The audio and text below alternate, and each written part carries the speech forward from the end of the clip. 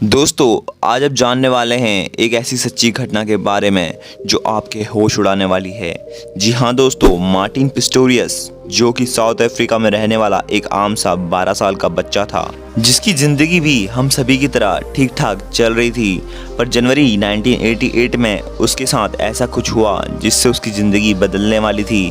एक दिन जब वो अपने स्कूल से घर लौटा तो उसने बताया कि उसके गले में थोड़ी सी खराश हो रही है, जो कि देखने में एक नॉर्मल सी बात थी। पर उस दिन के बाद से उसकी तबीयत और ख़राब होती रही और महीने भर में उसने अपने शरीर से अपना सारा कंट्रोल खो दिया। और इसके साथ साथ उसकी मेंटल हेल्थ यानी सोच समझने की शक्ति और यहाँ तक कि उसकी याददाश्त भी कम होती रही। और इससे पहले डॉक्टर कुछ कर पाते वो कोमा में जा चुका था।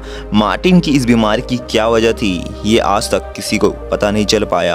डॉक्टर का कहना है कि ये क्रिप्टोकोकल्स मेनिंजाइटिस या कैरेब्रल्स ट्यूबरक्लोसिस हो सकता है, क्योंकि ये बीमारी उसे पहले भी थी। और बहुत सारे टेस्टों और ट्रीटमेंट्स के बाद अब डॉक्टर ने भी हार मान ली थी और उसे हॉस्पिटल से डिस्चार्ज कर दिया था। और उसके पेरेंट्स को ये बताया कि उनके बेटे की मदद अब कोई भगवान या कोई चमत्कार ही कर सकता है। मार्टिन बाहरी दुनिया से पूरी तरह कनेक्शन तोड़ चुका था। वो बस एक जिंदा लाश बन गया था। पर उसके घर वाले बस यही कामना करते थे कि वो जल्दी से जल्दी ठीक हो जाए। पर जैसा कि आप जानते हैं, कोमा में जाने के बाद 58% लोग कभी जिंदा नहीं हो पाते और कोमा में जाने के 2 दिन बाद आदमी के वापस होश में आने के चांसेस सिर्फ 7% ही रहते हैं और उसके कुछ हफ्तों बाद ये परसेंट घटकर सिर्फ 2% ही रह जाते हैं। पर मार्टिन ये सब चुनौतियों को टक्कर देकर कोमा में जिंदा रहा और उसको कोमा में रहते हुए 10 साल से भी ज़्यादा का समय हो गया था। इतने साल कोमा में रहकर जिंदा बचा रहना कोई आम बात नहीं। और एक दिन भगवान ने मार्टिन के माता पिता की इच्छा पूरी कर दी। कुछ ऐसा चमत्कार हुआ कि मार्टिन कोमा से बाहर आ गया। पर यह बात यहीं पर ख़त्म नहीं होती।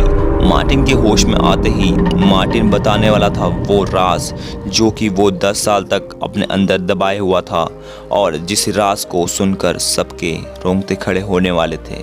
25 साल की उम्र में जब मार्टिन को होश आया तो मार्टिन ने बताया कि कोमा में जाने के कुछ साल बाद उसे होश आ गया था और वो अंदर से पूरी तरह से ठीक हो गया था।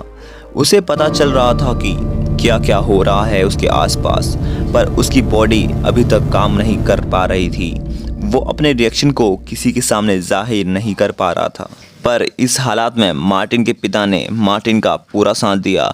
मार्टिन को वो हर रोज़ साफ करते, उसकी मसाज करते और उसे खाना भी खिलाते। मार्टिन के पिता को मार्टिन पर पूरा भरोसा था कि वो एक दिन ज़रूर ठीक हो जाएगा। और इस हालात में रहते हुए भी मार्टिन ने अपने दिमाग को एक्टिव रखा। वो अपने दिमाग में ही सारी की सारी पहेलियाँ सुलझाता और सारी की सारी कैलकुलेशन सॉल्व करता। मार्टिन ने ये मान लिया था कि अब यही उसकी दुनिया है। पर एक दिन मार्टिन के रेगुलर पैरामेडिक चेकअप में कुछ हलचल हुई और ये हलचल उसने अपनी आंखों के ज़रिए की। मार्टिन ने ये जता दिया कि वो अब ठीक हो रहा है। मार्टिन में ये चीज़ देखकर उसे तुरंत एक स्पेशल सेंटर ले जाया गया और वहाँ उसके कुछ टेस्ट हुए और वो टेस्ट मार्टिन ने पास कर भी लिए। मार्टिन को सही होता देखकर मार्टिन की मां ने अपनी जॉब छोड़कर मार्टिन की मदद करनी शुरू कर दी। और उसके बाद मार्टिन के लिए एक ऐसा कंप्यूटर प्रोग्राम बनाया गया जिसे वो बातचीत कर सके।